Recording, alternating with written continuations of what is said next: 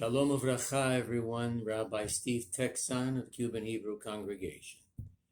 Parashat Chayei Sarah, the life of Sarah. Even though the parasha deals with the death of Sarah and the burial of Sarah, it is called the life of Sarah, because the accomplishments and the contributions of a human being in his or her lifetime are what matter. And Sarah was inextricably tied to her husband, Avraham. His success was tied to her wisdom, and his great accomplishments occurred during Sarah's lifetime, when she was at his side. Because after her passing, Avraham really had no significant contributions except for his great desire to find a wife for his son Isaac, to carry on the progeny of the Jewish people. Avraham was assured that his heir would be Yitzchak, Isaac. And so Avraham's great mission, following the death of his beloved wife Sarah and arranging for her burial, was this great mission he felt to have an heir and to find a wife for Isaac. Now, the burial of Sarah is a big chapter and very significant in our parasha, because Avraham negotiated a very significant deal with Ephron the Hittite to buy the cave of Machpelah in Hebron, which became the ultimate site of the burial of all our ancestors, fathers and mothers. A very significant negotiation process where Avraham insisted on paying full price for the burial plot, for the land. Originally, Ephron the Hittite offered it for nothing, free of charge. But Avraham knew that he had to stake a claim to this land. And this was the first purchase of land in the land of Israel, documented and certified. This is how we, the Jewish people, laid claim to the land of Israel, and our deed is in Parashat Chayei Sarah. We had to establish an identity in this land, because at the time we were still alien, and we laid claim to this land. Following this burial of his beloved, he calls upon his servant, his senior servant. We call him Eliezer, but in the parasha he has no name. He's anonymous. He's anonymous because our sages tell us that Eliezer, the servant, Eved Avraham, submerged his own personal desire in order to please his master Avraham. Eliezer, the servant of Avraham, had a daughter himself that he had hoped might be the young lady to marry Yitzchak, but it was not to be.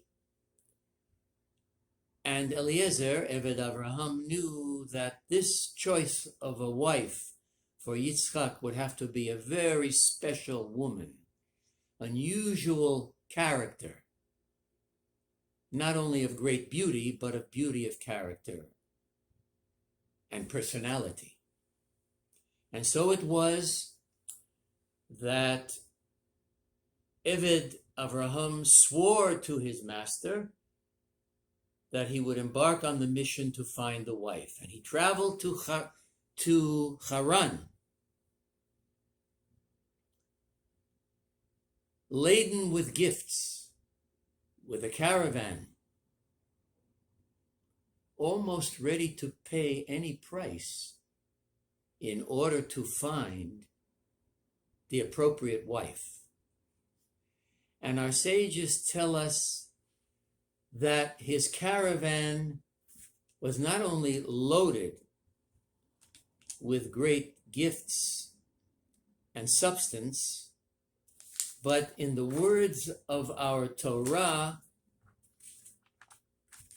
all of the qualities of the house of Avraham and Sarah were contained in that caravan. Symbolically, Kol Tuv Adonav Biado. All the attributes of chesed and loving kindness and morality came with Eliezer, the servant of Avraham, in search of this bride for Yitzchak. And the story unfolded, as you know, and Rivka emerged and passed the test of kindness and beauty and all the attributes that Avraham was praying for would be found in a bride for his son. And so Rebekah, after hearing from Eliezer, the servant of Avraham, about his mission and how she would be the chosen, beautiful young lady for Yitzchak, was excited and ran to tell her family, ran to tell her brother Lavan, who went out and greeted Eliezer, invited him into the house, discussed the mission, and then Rebekah's family agreed that this was the girl, divinely ordained, and she would accompany Eliezer, servant of Avraham, back to Canaan to meet and marry Yitzchak.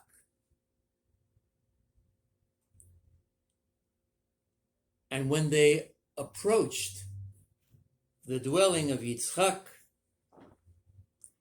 and Rivka, riding on her camel, caught sight of her future husband, she was overwhelmed. And our Midrash tells us that she fell off the camel. She knew she was in the presence of a gifted man with high morality that she herself might even be worthy of. Rivka immediately was stunned. She was in awe, even riding atop a camel, that she fell off the camel. And of course, they fell in love. They began to talk, know each other, and they were married. And Yitzchak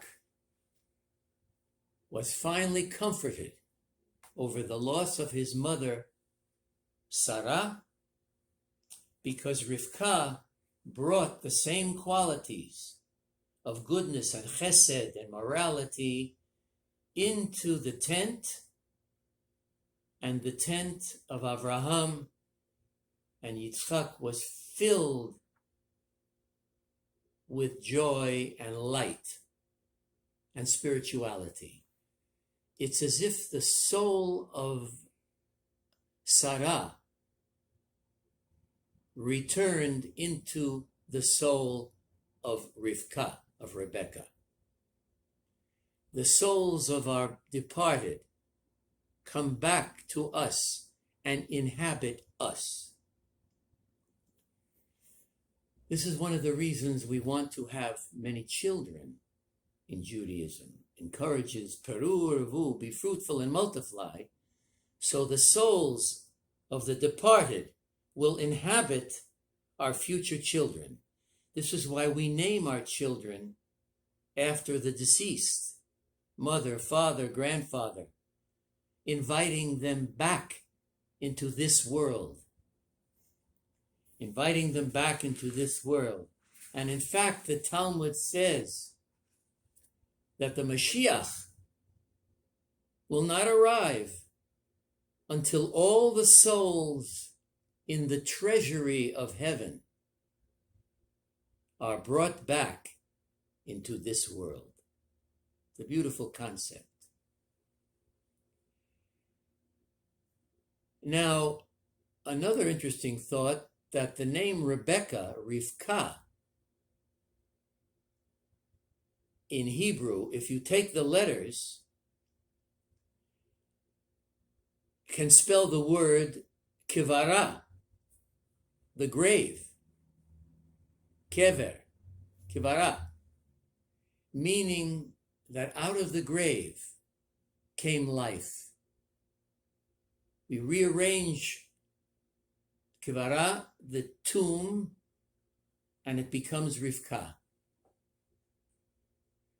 Sarah's soul was revived, and Rivka was the blessing on the household and on humanity, because we'll read next week how Rivka gave birth to Yaakov and Esav. Yaakov, who became Yisrael, the 10 tribes of the Jewish nation. So we'll continue with the life of Yitzchak and Rivka in next week's portion, but let's get back to Avraham for a moment. That Avraham himself continued to live a very interesting life, although following the death of Sarah, his communication with God was almost nothing, but he was a virile, strong man still, because he didn't pass away until 175. And he was 137 when she died. So the remaining 38 years, Avraham fathered more children. And he remarried. And many people don't realize that he remarried Hagar. Hagar has the name in our Torah of Keturah. Keturah. From the root Ketoret, incense. The incense offered to God on the altar in the Beit HaMikdash. Ata hu shehiktiru avotenu lefanecha et ketoret hasamim. Because she was as pure and good, Hagar, Ketoret, as the incense itself, and worthy to become a wife of Avraham. And he had 6 sons with Ketoret Hagar. Why did he need to marry her? They had a special bond. After all, Hagar bore Ishmael, his first son, whom he loved. But Sarah, in her wisdom, had her banished. And God said to Abraham, listen to Sarah, banish Ishmael and the child, but he will have a future too. And ultimately, Yitzchak and Ishmael reconciled, and together they buried Abraham in Hebron, in the Me'arat HaMachpelah. They were united ultimately. And this is the beauty of this parasha, which spends the most amount of time describing the episode of the finding of a wife for Isaac, the whole story. It's the longest chapter in the Torah, this marriage, the engagement, the marriage, the whole episode. Because the sanctity of marriage and finding the right wife is critical in the career and the life of any great man. Sarah was called a greater prophetess than Abraham a prophet. And we must learn the value and the treasure we have in our spouses. Amen. Shabbat Shalom.